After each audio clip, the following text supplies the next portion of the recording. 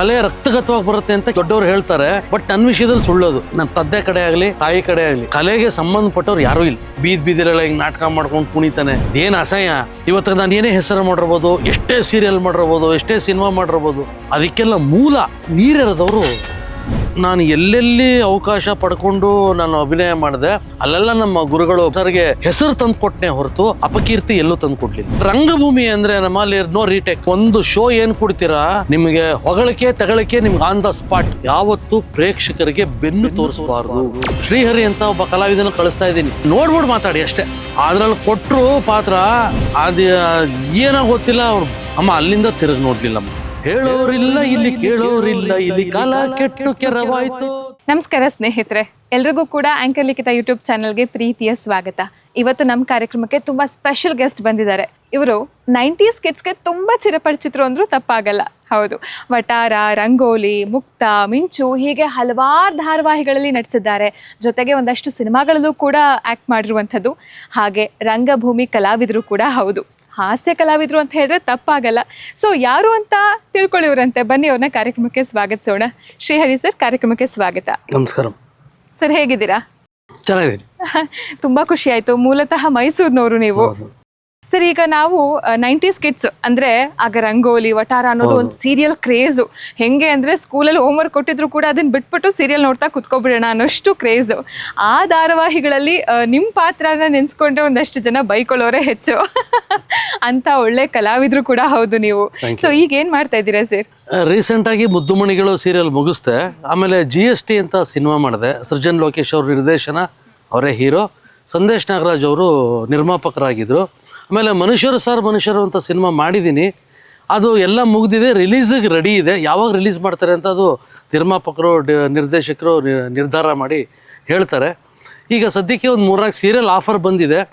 ಅದರಲ್ಲಿ ಯಾವುದು ಒಳ್ಳೆ ಕತೆ, ಒಳ್ಳೆ ಪಾತ್ರ ನೋಡಿಕೊಂಡು ಅದನ್ನು ಒಪ್ಕೋತೀನಿ. Okay sir. ಇನ್ನ ಸರ್, ನೀವು ನಿಮ್ಮ ಬಾಲ್ಯ ಎಲ್ಲ ಇಲ್ಲಿ ಮೂಲತಃ ಮೈಸೂರಿನವರೇನಾ? ಪಕ್ಕಾ ಮೈಸೂರು. ನಾನು ಹುಟ್ಟಿದ್ದು ಬೆಳೆದಿದ್ದು ಎಲ್ಲ ಮೈಸೂರು. ನಮ್ಮ ತಂದೆಯವರು ಆರ್ ಸಂಪತ್ ಕುಮಾರ್ ಅಂತ, ಅವರು KRS ಅಲ್ಲಿ ಡ್ಯೂಟಿ ಮಾಡ್ತಾಯಿದ್ರು. ಆವಾಗ ಕ್ವಾರ್ಟರ್ಸ್ ಕೊಟ್ಟಿದ್ರು ಇಲ್ಲಿ. ನಾವೆಲ್ಲ ಚಿಕ್ಕ ವಯಸ್ಸಲ್ಲಿ ಹುಟ್ಟಿದ್ದು ಚಲವಂಬ ಹಾಸ್ಪಿಟ್ಲು ಮೈಸೂರಲ್ಲೇ. ನಮ್ಮ ಅಪ್ಪನಿಗೆ ಕೆಲಸ ಸಿಕ್ಕಿದ ಮೇಲೆ ನಾವೆಲ್ಲ ಅಲ್ಲಿ ಕ್ವಾರ್ಟರ್ಸಲ್ಲಿ ಹೋಗಿ, ನನ್ನ ಬಾಲ್ಯ ಎಲ್ಲ KRS ಶಿಶು ವಿಹಾರ 1ನೇ ಕ್ಲಾಸಿಂದ ಹಿಡಿದು 7ನೇ ಕ್ಲಾಸ್ ತನಕ KRS ಅಲ್ಲೇ ಓದಿದ್ದು. 8, 9, 10 ಮರಿಮಲ್ಲ ಪಾಸು. KRS ಇಂದನೇ ಓಡಾಡ್ತಾ ಇದ್ದೆ ಮರಿಮಲ್ಲ ಪಾಸ್ಗೆ. SSLC ಓದುವಾಗ ನನ್ನ KRS ಅಲ್ಲಿ ಎಲ್ಲ ಒಟ್ಟಿಗೆ ಬೆಳೆದಂಥ ನನ್ನ ಸ್ನೇಹಿತರು, ಅದರಲ್ಲಿ ಮುಖ್ಯವಾಗಿ ದಯಾನಂದ ಅಂತ ನನ್ನ ಆತ್ಮೀಯ ಸ್ನೇಹಿತ. ನಮ್ಮನೆ ಅವ್ರ ಮನೆ ಎದುರುಗಡೆನೇ ಇದ್ದಿದ್ದು. ಅವರಪ್ಪ ನಮ್ಮಪ್ಪ ಒಂದೇ ಆಫೀಸಲ್ಲಿ ಕೆಲಸ ಮಾಡ್ತಾ ಇದ್ರು. ಅವನು ದಯಾನಂದನಿಗೆ ಅವಾಗಿಂದನೂ ನಾಟಕ ಹುಚ್ಚು ಅವನಿಗೆ. ನಾನು SSLC ಓದ್ತಿದ್ದೆ, ಅವನು ಓದ್ತಿದ್ದ. ಜೊತೆಗೆ ಅವನು ನಾಟಕಗಳು ಮಾಡಿ, ನನಗಿಂತ ಸೀನಿಯರ್ ಅವನು. ಒಳ್ಳೊಳ್ಳೆ ಸಾಮಾಜಿಕ ನಾಟಕಗಳು ಮಾಡುವ. ಅವನು ನಾಟಕಗಳು ಪ್ರಾಕ್ಟೀಸ್ ಮಾಡುವಾಗ ಅವನು ಎಲ್ಲೆಲ್ಲಿ ನಾಟಕ ಮಾಡ್ತಾನೆ ಅಲ್ಲೆಲ್ಲ ನಾನು ಹೋಗಿ ನೋಡ್ತಿದ್ದೆ. ಬಟ್ ಆವಾಗ ನನಗಿದ್ದಿದ್ದು ಉದ್ದೇಶನೇ, ನನ್ನ ಹೃದಯದಲ್ಲಿ ನನಗಿದ್ದ ತೀರ್ಮಾನನೇ ಬೇರೆ. ಇವನು ಬೀದಿಲೆಲ್ಲ ಹಿಂಗೆ ನಾಟಕ ಮಾಡ್ಕೊಂಡು ಕುಣಿತಾನೆ, ಅದೇನು ಅಸಹ್ಯ, ಇದು ನನ್ನ ಒಳಗಡೆ. ಬಟ್ ನನಗೆ ಗೊತ್ತಿಲ್ಲದೆ ಒಂದು ಪಾತ್ರ ಮಾಡ್ತಿದ್ರೆ ಜನ ಎಷ್ಟು ಖುಷಿ ಪಡ್ತಾರೆ, ಎಷ್ಟು ಚಪ್ಪಾಳೆ ತಡ್ತಾರೆ, ಶಿಲ್ಪಿ ಹೊಡಿತಾರೆ, ಏನಿದ್ರು ಇದು ನನಗೆ ಗೊತ್ತಿಲ್ಲ. ಹಾಗೆ ಒಳಗಡೆನೇ ಏನೋ ಶುರುವಾಯಿತು. ಬಟ್ ಯಾಕಂತ ನಮ್ಮ ವಂಶ ಅಂತ ತೊಗೊಂಡ್ರೆ, ನಮ್ಮ ತಂದೆ ಕಡೆ ಆಗಲಿ ತಾಯಿ ಕಡೆ ಆಗಲಿ ಕಲೆಗೆ ಸಂಬಂಧಪಟ್ಟವ್ರು ಯಾರೂ ಇಲ್ಲ. ಕಲೆ ರಕ್ತಗತವಾಗಿ ಬರುತ್ತೆ ಅಂತ ಕೆಲವರು ದೊಡ್ಡವರು ಹೇಳ್ತಾರೆ. ಬಟ್ ನನ್ನ ವಿಷಯದಲ್ಲಿ ಸುಳ್ಳೋದು. ಸರಸ್ವತಿ ತಾಯಿ ಕೊಟ್ಟಿರೋ ಭಿಕ್ಷೆ ಅದು. ಮಗನೇ, ನೀನು ಸರಸ್ವತಿ ನನ್ನ ಮಡ್ಲಲ್ಲಿ ಊಟ ಮಾಡುವಂಥದ್ದು ಭಗವಂತನ ಅನುಗ್ರಹ, ಆಶೀರ್ವಾದ. ನಮ್ಮ ತಂದೆಯಾಗೆ ಆಗಲಿ ತಾಯಿಗೆ ಆಗಲಿ. ಆಮೇಲೆ ಫಸ್ಟ್ ಆಫ್ ಆಲ್ ಈ ಫೀಲ್ಡ್ ಕಂಡ್ರೆ ಅವಾಗ ಅವ್ರಿಗೆ ಆಗಲ್ಲ. ನೋಡೋಕ್ಕಿಷ್ಟ, ಮಾಡೋಕ್ಕಿಲ್ಲ, ಓದಬೇಕು, ಇಷ್ಟೇ ಇದ್ದಿದ್ದು. ಹೀಗೆ ನಡೀತಾ ನನಗೆ ಗೊತ್ತಿಲ್ಲದಂಗೆ ಒಳಗಡೆ ನಾನು ಸ್ಟೇಜ್ ಹತ್ತಿದ್ರೆ ಹೇಗಿರುತ್ತೆ ನೋಡೋಣ ಅನ್ನಿಸ್ತು. ಬಟ್ ಭಯ, ಸ್ಟೇಜ್ ಫಿಯರ್. ಒಂದು ಫೈನ್ ಡೇ ಏನಾಯಿತು ಅಂತಂದರೆ, ಒಂದು ನಾಟಕದ ಹೆಸರು ಇವತ್ತಿಗೂ ಜ್ಞಾಪಕ ಇದೆ ನನಗೆ. ಚೆನ್ನಿ ದೊಡ್ಡಿ ಚರಿತ್ರೆ ಅಂತ ನಾಟಕದ ಹೆಸರು. KRS ಅಲ್ಲಿ ಇನ್ನೊಂದು ತಂಡ ಇತ್ತು. ನಮ್ಮ ದಯಾನಂದ ಅವ್ರ ತಂಡದ ಜೊತೆಗೆ ಇನ್ನೊಂದು ತಂಡ ಇತ್ತು. ಅದರಲ್ಲಿ ಕೃಷ್ಣ, ಚೆನ್ನಕೇಶವ, ಇನ್ನೊಬ್ಬರು ಸುರೇಶ್ ಅಂತ, ಸಿದ್ಲಿಂಗ್ ಸ್ವಾಮಿ, ಕರಿಸ್ವಾಮಿ, ಈ ಥರ ತುಂಬ ಜನ ಇದ್ದರು. ಅವರು ಒಂದು ನಾಟಕ ಪ್ರಾಕ್ಟೀಸ್ ಮಾಡಿದ್ರು. ಅದರಲ್ಲಿ ದಯಾನಂದನೂ ಒಂದು ಪಾತ್ರ ಮಾಡಿದ್ದ. ಅದರಲ್ಲಿ ಒಂದು ಕ್ಯಾರೆಕ್ಟರ್ ಬರುತ್ತೆ. ಅಂದರೆ ಆ ಕ್ಯಾರೆಕ್ಟರ್ ಹೇಗೆ ಅಂತಂದರೆ, ಸಮಾಜದಲ್ಲಿ ಅವನಿಗೆ ಅನ್ಯಾಯ ಆಗಿ ಹುಚ್ಚಾಗ್ಬಿಟ್ಟಿರ್ತಾನೆ. ಅವನಿಗೆ ಎಲ್ಲೇ ನ್ಯಾಯ ಪಂಚಾಯತಿ ಮಾಡೋರು ಕಂಡ್ರೆ ಆಗಲ್ಲ. ಅಲ್ಲಿ ಹೋಗ್ಬಿಟ್ರೆ ಇಲ್ಲಿ ಯಾವ ನ್ಯಾಯನೂ ಸಿಗಲ್ಲ, ಎದ್ದೋಗಿ ಎದ್ದೋಗಿ ಅಂತ ಕೂಗಾಡಿ ಡ್ಯಾನ್ಸ್ ಮಾಡೋದು, ಅವ್ರ ಮುಂದೆ ಎಲ್ಲ ಕುಣಿಯೋದು, ಈ ಥರ ಮೆಂಟ್ಲಾಗ್ಬಿಟ್ಟಿರ್ತಾನೆ ನಾನು. ಆ ಕ್ಯಾರೆಕ್ಟ್ರು ನಾನು ಮಾಡಬೇಕು ಅಂತ ಎಲ್ಲರೂ ಬಲವಂತ. ನಾನು ಅಪ್ಪ ನನಗೆ ನಾಟಕ ಗೀಟಕ ಬರಲ್ಲ. ಆಮೇಲೆ ನಮ್ಮ ಅಪ್ಪ ಅಮ್ಮ ಬೆಲ್ಟ್ ತೊಗೊಂಡು ಬಾರಿಸ್ತಾರೆ ನನಗೆ. ನಿಮ್ಮ ಅಪ್ಪ ಅಮ್ಮನ ಹತ್ರ ನಾವು ಮಾತಾಡ್ತೀವಿ ಎಲ್ಲ ಬಂದೇ ಬಿಟ್ರು. ನಮ್ಮ ಅಪ್ಪ ಅಮ್ಮನ ಹತ್ರ ಬಂದು ಬೇಜಾರು. ನಮ್ಮಪ್ಪ, ಸರ್ ಈ ಥರ ನಿಮ್ಮ ಮಗ ಒಂದೇ ಒಂದು ಪುಟ್ಟ ಪಾತ್ರ ಸರ್, ನಮ್ಮ ಅಪ್ಪನಿಗೆ ಚೆನ್ನಾಗಿ ಮಸ್ಕ ಹೊಡೆದ್ಬಿಟ್ಟು ಪಾತ್ರಕ್ಕೆ ಒಪ್ಪಿಸ್ಬಿಟ್ರೆ ನನಗೂ ಒಂದು ಕಡೆ ಖುಷಿ, ಬಟ್ ಏನೂ ಗೊತ್ತಿಲ್ಲ. ಅಲ್ಲಿ ಕೃಷ್ಣ, ಚೆನ್ನಕೇಶವ, ದಯಾನಂದ ಅಂತಿದ್ರಲ್ಲ, ಅವರೆಲ್ಲ ನನಗೆ ಹೇಳಿದ್ರು, ಇಷ್ಟೇ ಕಣೋ ಈ ಡೈಲಾಗ್, ಈಗ ಬಾರ, ಹಿಂಗೆ ಬಂದು ಹಿಂಗೆ ಮಾಡ. ಆವಾಗ ನನ್ನ ಪ್ರಥಮ ಎಂಟ್ರಿನೇ ಆ ನಾಟಕದಿಂದ ಕಲಾರಂಗಕ್ಕೆ. ಅದರಲ್ಲಿ ನನಗೆ ಒಂದು ವಿಷಯ, ಅದರಲ್ಲಿ ತುಂಬ ಕಲಿತೆ ನಾನು. ಅದರಲ್ಲಿ ಒಂದು ಹಾಡು ಬರುತ್ತೆ, ಅದಕ್ಕೆ ನಾನೇ ಕೊರಿಯೋಗ್ರಫಿ ಮಾಡಿಕೊಂಡೆ. ಆವೇಶ ಅಂತ ಒಂದು ಪಿಕ್ಚರ್ ಶಂಕರ್ನಾಗ್ ಅವರು ಅಭಿನಯಿಸಿದ್ರು. ದೇವರಾಜ್ ಅವರು ಪ್ರಥಮವಾಗಿ ನಾಯಕ ನಟಾಗಿ ಅದರಲ್ಲಿ ಅಭಿನಯಿಸಿದ್ದು. ಅದರಲ್ಲಿ ಹೇಳೋರಿಲ್ಲ ಇಲ್ಲಿ ಕೇಳೋರಿಲ್ಲ ಇಲ್ಲಿ ಕಾಲ ಕೆಟ್ಟು ಕೆರವಾಯ್ತು ಅಂತ ಒಂದು ಸಾಂಗು. ಆ ಸಾಂಗ್ ನಾನು ಹಾಡಿಕೊಂಡು ಪಂಚಾಯತಿ ಕಟ್ಟಿಲಿ ಡ್ಯಾನ್ಸ್ ಮಾಡೋದು. ಆ ಸಾಂಗನ್ನು ಕೇಳಿಕೊಂಡು ನನಗೆ ನಾನೇ ಕೊರಿಯೋಗ್ರಫಿ ಮಾಡಿಕೊಂಡು ಅದರಲ್ಲಿ ಮೊದಲನೇ ಸಲ ಸ್ಟೇಜ್ ಹತ್ತದೆ ಮಾಡಿದೆ. ಆವಾಗ ಚೆನ್ನಕೇಶವ ಅಂತ ಆ ನಾಟಕದಲ್ಲಿ ಪಾತ್ರ ಮಾಡಿದ್ದ. ಅವನು ನನಗೊಂದು ತಿದ್ದು ಕೊಟ್ಟ. ಏನು ತಿದ್ದು ಕೊಟ್ಟ ಅಂತಂದರೆ, ನಾನು ಡ್ಯಾನ್ಸ್ ಮಾಡುವಾಗ ಆಡಿಯನ್ಸ್ಗೆ ಕೆಲವು ಸಮಯ ಬೆನ್ನು ತೋರಿಸ್ತಿದ್ದೆ. ಆವಾಗ ಆ ವ್ಯಕ್ತಿ ನನಗೆ ಹೇಳ್ಕೊಟ್ಟಿದ್ದು, ಯಾವತ್ತೂ ಪ್ರೇಕ್ಷಕರಿಗೆ ಬೆನ್ನು ತೋರಿಸ್ಬಾರ್ದು. ಯಾಕಂದರೆ ಅವರು ನಮ್ಮ ದೇವಸ್ಥಾನದಲ್ಲಿ ಕೂತಿರ್ತಾರೆ, ಅವ್ರು ನಮ್ಮ ನಾಟಕ ನೋಡ್ತಿರ್ತಾರೆ, ಅವ್ರಿಗೆ ನಾವು ಅಗೌರವ ಕೊಟ್ಟ ಹಾಗಾಗತ್ತೆ ಅಂತ. ಅದು ನನ್ನ ತಲೆಗೆ ಹೋಯ್ತು. ಆವತ್ತು ಆ ಬೆನ್ನದು ಏನು ಒಂದು ಮೊದಲನೇ ಶೋನಲ್ಲಿ ಏನು ನನಗೆ ಪ್ರಾಬ್ಲಮ್ ಆಯಿತು ಅದನ್ನು ತಿದ್ದುಕೊಂಡು ಇವತ್ತವರೆಗೂ ಪ್ರೇಕ್ಷಕರಿಗೆ ಬೆನ್ನು ತೋರಿಸಲ್ಲ. ಅದು ಅಲ್ಲಿಂದ ಕಲ್ತಿದ್ದು, ಹಾಗೆ ಬೆಳೀತು. ಆಮೇಲೆ ನನಗೇ ಗೊತ್ತಿಲ್ಲದಾಗೆ ಆ ನಾಟಕ ಸುಮಾರು ಕಡೆ ಪ್ರದರ್ಶನ ಆಯಿತು. ಎಲ್ಲ ಕಡೆಗೆ ನಾನು ಮನೇಲಿ ಬೈಸ್ಕೊಳ್ಳೋದು ಮಾಮೂಲಿ, ಮನೇಲಿ ಮಾಮೂಲಿ ಬೈಸ್ಕೊಂಡು ಹೋಗೋದು, ಮಧ್ಯರಾತ್ರಿ ನಾಟಕ ಮುಗಿಸ್ಕೊಂಡು ಬರೋದು, ಹೀಗೆ ಆಯಿತು. ನೆಕ್ಸ್ಟು ದಯಾನಂದ ನಾವು ಎಲ್ಲ ಒಂದು ಸೇರಿ KRSಲ್ಲೇ ಬೃಂದಾವನ ಹವ್ಯಾಸಿ ಕಲಾ ಸಂಘ ಅಂತ ಒಂದು ಟೀಮ್ ರೆಡಿ ಮಾಡಿಕೊಂಡು ಅದರಲ್ಲಿ ನಾಟಕಗಳನ್ನ ಮಾಡೋಕ್ಕೆ ಶುರು ಮಾಡೋದು. ನಮ್ಮದೇ ಡೈರೆಕ್ಷನ್, ನಮ್ದೇನೆ, ಯಾರು ಗುರುಗಳಿಲ್ಲ. ನೋ, ಹೆಬ್ಬೆಟ್ಟು ಅಂತ ಒಂದು ನಾಟಕ. ಅದ್ರಲ್ಲಿ ದಯಾನಂದ ಗಾದೆ ನಿಂಗಣ್ಣನ ಪಾತ್ರ ಮಾಡ್ತಾ ಇದ್ದೆ, ನಾನು ಕರಿಯ ಅಂತ ಒಂದು ಪಾತ್ರ ಮಾಡ್ತಾ ಇದ್ದೆ. ಅದ್ರ ಜೊತೆಗೆ ಹಲವಾರು ನಾಟಕ. ಮೇಡಮ್ ನಿಮ್ಗೆ ಇನ್ನೊಂದು ಹೇಳ್ತೀನಿ, ಡಾಕ್ಟರ್ ರಾಜ್ಕುಮಾರ್ ಅವರು ನನ್ನ ಆರಾಧ್ಯ ದೈವ. ಅವರೇ ನಮಗೆ ಸ್ಫೂರ್ತಿ. ನನಗೆ ಅಭಿನಯಕ್ಕೆ ಆಗಲಿ ಡ್ಯಾನ್ಸ್ಗೆ ಆಗಲಿ ಗುರುಗಳಿಲ್ಲ. ತಿದ್ದಿದವರೇ ಜಾಸ್ತಿ ನನ್ನ. ತಿದ್ದಿದವರು ಕೆತ್ತಿ ಕೆತ್ತಿ ಕೆತ್ತಿ ಕೆತ್ತಿ ತುಂಬ ಜನ ಕೆತ್ತಿದ್ದಾರೆ ನನ್ನ. ಆ ಕಾಲದಲ್ಲೇ ಸಂಪತ್ತಿಗೆ ಸವಾಲ್ ಸಿನಿಮಾ, ಆ ಇಡೀ ಸಿನಿಮಾನ ನಾಟಕ ಮಾಡೋದು ನಾವು, ಇಡೀ ಸಿನಿಮಾ. ಅವಾಗೆಲ್ಲ ನಿಮ್ಗೆ ಗೊತ್ತಿರ್ಬೋದು, VCP. ಹೌದು, VCP ಹಾಕಿ ಸಂಪತ್ತಿಗೆ ಸವಾಲ್, ಮೊದಲನೇ ಸೀನ್ ನೋಡು, ಪಾಸ್ ಮಾಡು, ಬರೀ ಅಣ್ಣವ್ರ ಎಂಟ್ರಿ, ಅಣ್ಣವ್ರ ಅಣ್ಣನ ಎಂಟ್ರಿ, ಇಲ್ಲಿ ಹೀರೋಯಿನ್ ಎಂಟ್ರಿ. ಇಡೀ ಸಿನಿಮಾ ಏನಿದೆ ಅದನ್ನು ಕತೆ ರೂಪದಲ್ಲಿ ಮತ್ತೆ ಬರೆದು ಆ ಇಡೀ ಸಿನಿಮಾ ಸ್ಟೇಜ್ಗೆ ಎಮ್ಮೆನೇ ತಂದಿದ್ವು. ದಯಾನಂದ ಅದರಲ್ಲಿ ರಾಜ್ಕುಮಾರ್ ಪಾತ್ರ ಮಾಡಿದ್ದೆ, ನಾನು ಬಾಲಕೃಷ್ಣನ್ ಪಾತ್ರ ಮಾಡಿದ್ದೆ, ಬಾಲಣ್ಣ ಅವ್ರ ಪಾತ್ರ ನಾನು ಮಾಡಿದ್ದೆ. ಹುಲಿಕೆರೆ ರಾಮದಾಸ್ ಅಂತ ಇದ್ದ ನನ್ನ ಸ್ನೇಹಿತ, ಅವನು ವಜ್ರಮುನಿ ಪಾತ್ರ. ಈ ಥರ ಇಡೀ ಸಿನಿಮಾಲಿ ಏನು ಕ್ಯಾರೆಕ್ಟರ್ ಇತ್ತು ಅದನ್ನು ನಾವೆಲ್ಲ ಕಲಿತು ಅದ್ಭುತ ಯಶಸ್ಸು ಅದು. ಹೂವು ತಂದನು, ಪ್ರಚಂಡ ಪ್ರೇಮಿಗಳು, ಈ ಥರ ಹಲವಾರು ನಾಟಕಗಳು ಆ ತಂಡದಿಂದ ಮಾಡ್ತಾ ಮಾಡ್ತಾ ಮಾಡ್ತಾ ಮಾಡ್ತಾ ಮಾಡ್ತಾ ಏನಾಗೋಯ್ತು ಅಂತಂದರೆ, ಒಂದು ಫೈನ್ ಡೇ ಅದೇ ನನ್ನ ಪ್ರೊಫೆಷನ್ ಆಗುತ್ತೆ. ಅಷ್ಟೊತ್ತು PUC ಬಂದೆ. PUC ಬರ್ತಿದ್ದ ಹಾಗೆ ಇದೆಲ್ಲ SLC PUC ನಡುವೆಲ್ಲೇ SSLC PUC ಇವೆಲ್ಲ. PUC ನಾನು ಓದಿದ್ದು ಮಹಾರಾಜ. ಕಾಲೇಜ್ ಮುಗಿಸ್ಕೊ ಹೋಗು, ಗಣೇಶನ ಹಬ್ಬ ಹತ್ರ ಬರ್ತಿದ್ದ ಹಾಗೆ ನಮ್ಮ ನಾಟಕ ಟೀಮ್ದು ನಾಟಕ ರೆಡಿ, ಪ್ರಾಕ್ಟೀಸ್. ಬಟ್ ಏನೋ ಭಗವಂತನ ಆಶೀರ್ವಾದದಿಂದ ಒಂದು ಕಡೆ ಓದು ನಡೀತಾ ಇತ್ತು, ಒಂದು ಕಡೆ ಎರಡಕ್ಕೂ ನಾನು ಮಿಕ್ಸ್ ಮಾಡ್ತಾ ಇರಲಿಲ್ಲ. ಬಟ್ ಅದೇನೋ ಗೊತ್ತಿಲ್ಲಮ್ಮ, ಕಲೆ ಇದು. ಬಟ್ ಒಂಚೂರು ಏನಪ್ಪ ಅನುಕೂಲ ಆಯಿತು ಅಂತಂದರೆ ಸ್ವಲ್ಪ ಮೆಮೊರಿ ಪವರ್. ಯಾಕಂದರೆ ಯಾವುದೇ ಒಬ್ಬ ಕಲಾವಿದ ಆಗಿರ್ಬೋದು, ಕಲಾವಿದೆ ಆಗಿರ್ಬೋದು, ಮೆಮೊರಿ ಪವರ್ ಬಹಳ ಮುಖ್ಯ, ತುಂಬಾ ಮುಖ್ಯ ಆಗುತ್ತೆ. ಚೂರು ಭಗವಂತ ಒಂಚೂರು ಎಲ್ಲ ಕೊಟ್ಟಿದ್ರು ಅನ್ಸುತ್ತೆ, ನೀವು 1 ಪೇಜ್ 2 ಪೇಜ್ ಡೈಲಾಗ್ ಇಟ್ಟರು ಹೊಡ್ಕೊಂಡು ಓಡಾಗ್ತಾ ಇದ್ರು ಆ ಥರ. ಸೊ ಹಂಗೆ PUC ಆಯಿತು. ನಾನು ಫಸ್ಟ್ ಇಯರ್ ಡಿಗ್ರಿ JSS ಓದಿದ್ದು. ಅವಾಗ JSS ಫಸ್ಟ್ ಇಯರ್ ಡಿಗ್ರಿಲಿ ಎಲ್ಲಿತ್ತು ಅಂತಂದರೆ ಅಗ್ರಹಾರ, ಈಗ ಹಳೆ ಹಾಸ್ಪಿಟ್ಲ್ ಇದೆಯಲ್ಲ, ಹೌದು, ಅಲ್ಲಿದು ಫಸ್ಟ್ ಇಯರ್ ಡಿಗ್ರಿ ಕಾಲೇಜ್ ಅಲ್ಲೇ ಇದ್ದಿದ್ದು. 91ನೇ ಇಸ್ವಿಲಿ. ಆವಾಗ ನಮ್ಮ ಹೆಬ್ಬೆಟ್ಟು ಅನ್ನೋ ಒಂದು ನಾಟಕನ ನನ್ನ ಮೈಸೂರು ತಂಡ ಇಟ್ಕೊಂಡು, ಮೈಸೂರಲ್ಲಿ ನನ್ನ ಟೀಮ್ JSS ಕಾಲೇಜಲ್ಲಿ ಏನಿತ್ತು ಅಲ್ಲೊಂದು ಟೀಮ್ ರೆಡಿ ಮಾಡಿದ್ದೆ ನಾನು. ಓದ್ ಕಡೆ ಎಲ್ಲ ಒಂದೊಂದು ಟೀಮ್ ರೆಡಿ ಡಿಗ್ರಿಲಿ ರೆಡಿ ಮಾಡಿದ್ನಲ್ಲ, ಅದಿಟ್ಕೊಂಡು ಮೈಸೂರು ಟೌನ್ ಹಾಲ್ ಒಂದು ಶೋ ಮಾಡಿದೆ. ಅದರದ್ದೊಂದು ಕ್ಯಾಸೆಟನ್ನು ನಮ್ಮ ಮೈಸೂರಲ್ಲಿ ಒಬ್ರು ಡೈರೆಕ್ಟರ್ ಇದ್ದಾರೆ, ತಂಪೊತ್ತಲ್ಲಿ ನೆನೆಸ್ಕೋಬೇಕು ಅವ್ರನ್ನ, ಸುಧಾಕರ್ ಭಂಡಾರಿ ಅವರು ಅಂತ.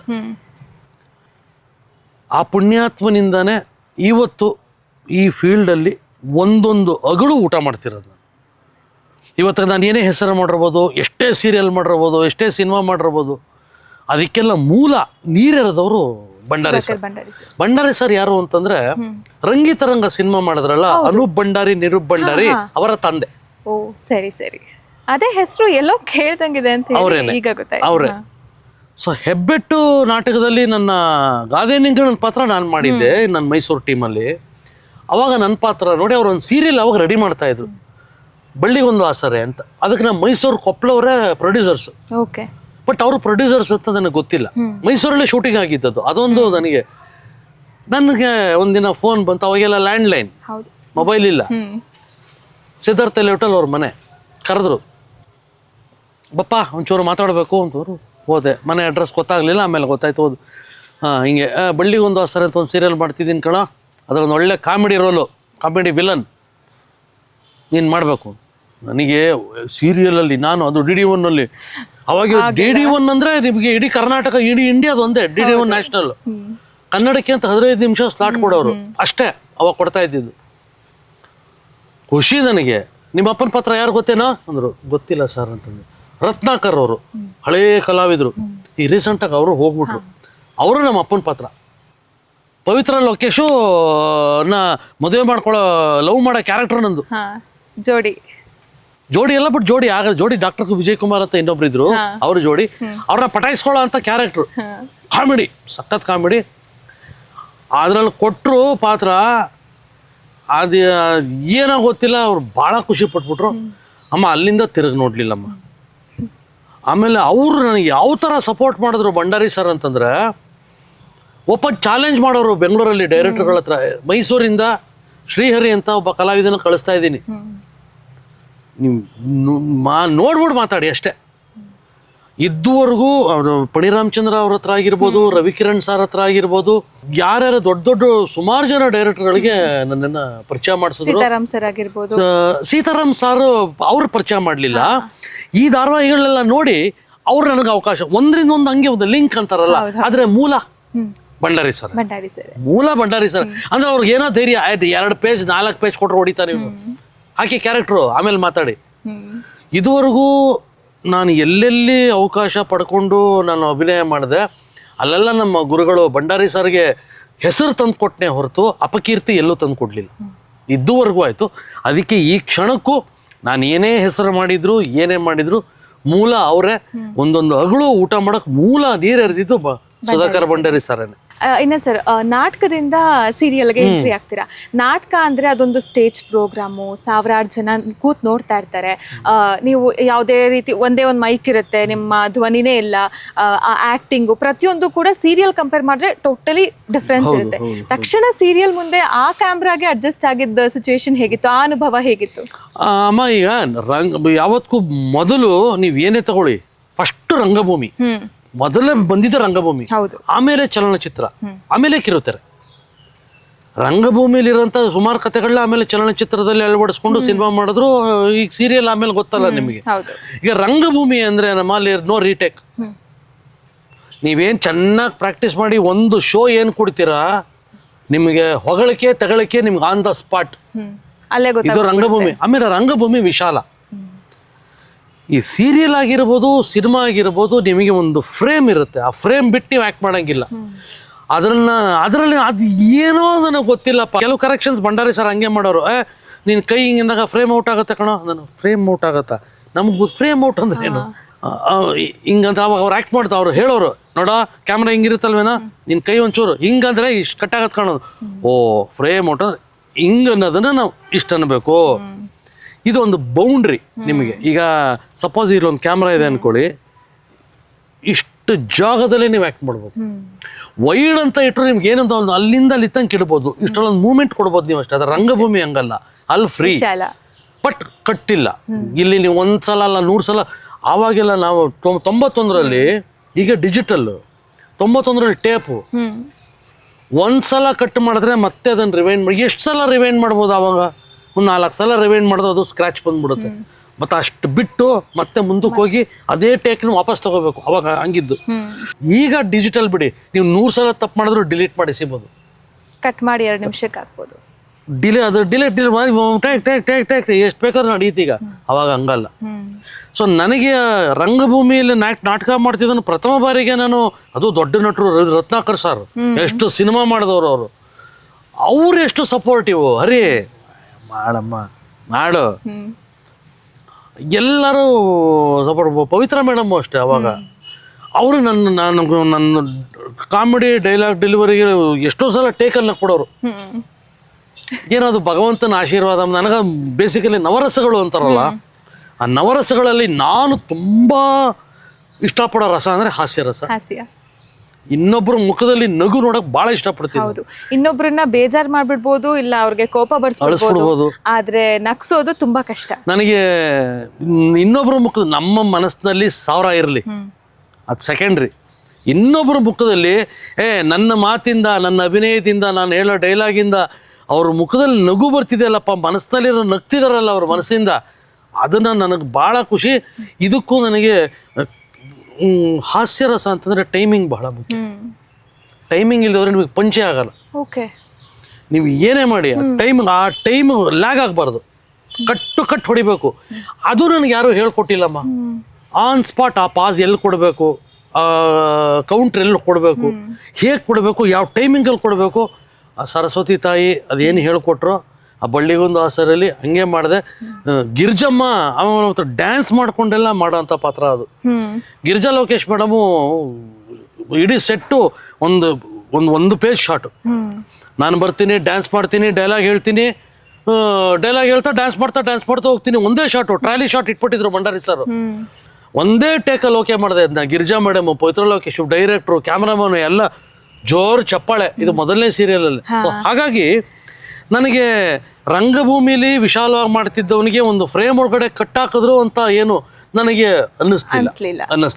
ಮತ್ತಷ್ಟು ವಿಡಿಯೋಗಳಿಗಾಗಿ ಆಂಕರ್ ಲಿಖಿತ ಯೂಟ್ಯೂಬ್ ಚಾನೆಲ್ನ ಸಬ್ಸ್ಕ್ರೈಬ್ ಮಾಡಿ, ಲೈಕ್ ಮಾಡಿ, ಶೇರ್ ಮಾಡಿ ಹಾಗೂ ನಿಮ್ಮ ಅನಿಸಿಕೆ ಅಭಿಪ್ರಾಯಗಳನ್ನ ಕಮೆಂಟ್ ಮೂಲಕ ತಿಳಿಸಿ.